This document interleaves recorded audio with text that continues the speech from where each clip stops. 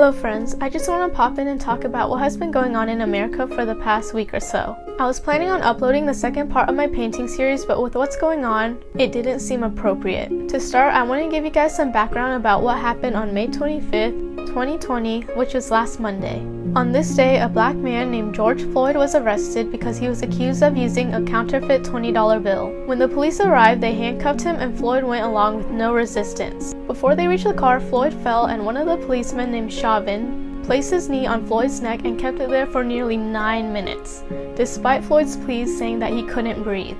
Because the policeman refused to move his knee, Floyd was suffocated and he died. Floyd was only 46 years old. He was a dad with 2 daughters. He had decades of life left to live, but that was all taken away from him in the span of a few minutes. And racism played a huge role in this. George Floyd is described as a gentle giant who was kind and caring and wouldn't hurt anyone. And just the fact that he's black caused the police to jump to conclusions and think that, oh, this guy, he must be the criminal because he looks like someone who would commit a crime just because he's black.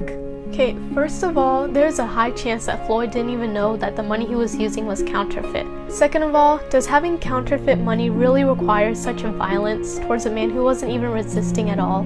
It is no secret that America's justice system favors the white man. Just to put this in perspective, black people receive longer sentences than white people for the same crimes. If that doesn't scream injustice, then I don't know what does. It is terrible that people have to fear for their lives just because of their skin color. There have been so many innocent lives taken just because they're black. For instance, Breonna, who was killed when police barged into her apartment thinking that it was a drug dealing location. For the record, there were no traces of drugs found in her home. Or Ahmaud, who was practically hunted down by vigilantes who thought they were doing the right thing. Like, tell me, what gives you the right to decide who to shoot?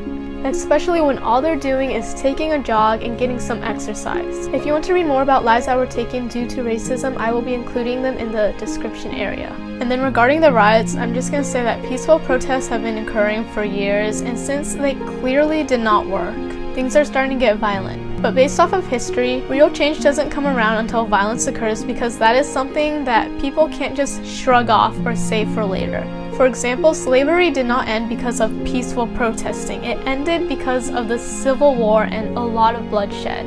Hopefully events do not escalate that far, but the point is, sadly, violence is what pushes the government to act and fix what is wrong. Now, I am not saying that violence is great and that we should be punching people left and right to get what we want. No. Violence is used as last resort and we have reached that point. And I think that it sucks that some people are looting and rioting for their own gain, but there are still many others that are peacefully protesting, and I think that's very admirable. I also want to say, please don't just take my word for these events. There are a lot of things that I don't know or understand. I really encourage you to do some research and educate yourselves because regardless of what country you're in, you are part of it and its future. I know I'm not black and I will never experience the same things that they do, but no matter what race you are, everyone is a person and deserves to be treated like one. People should help each other regardless of race, and right now it is our black brothers and sisters that need help.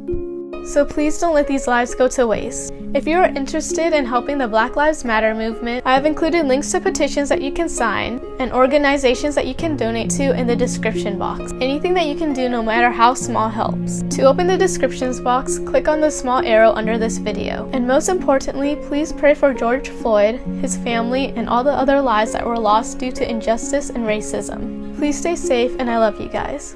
Bye!